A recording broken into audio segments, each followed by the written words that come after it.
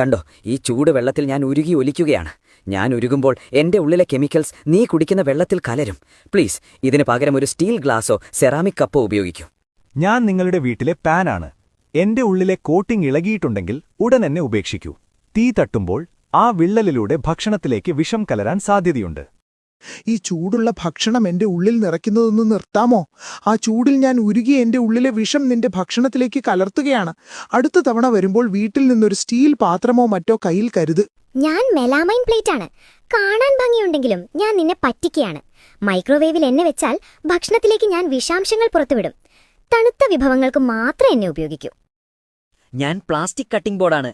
എന്നിലെ ഓരോ പോരലുകളും ബാക്ടീരിയകളുടെ ഒളിത്താവളമാണ്. ഒരിക്കലും ഇതിൽ പച്ചക്കറികൾ അരിയരുത്. പകരം മരത്തിന്റെയോ സ്റ്റീലിന്റെയോ കട്ടിംഗ് ബോർഡ് ഉപയോഗിക്കൂ. ഞാൻ പഴയ കിച്ചൺ സ്പോഞ്ചാണ്. നിഷ്കളങ്കനെന്ന് തോന്നുമെങ്കിലും ടോയ്ലറ്റ് സീറ്റിനേക്കാൾ കൂടുതൽ ബാക്ടീരിയകൾ എന്നിലുണ്ട്.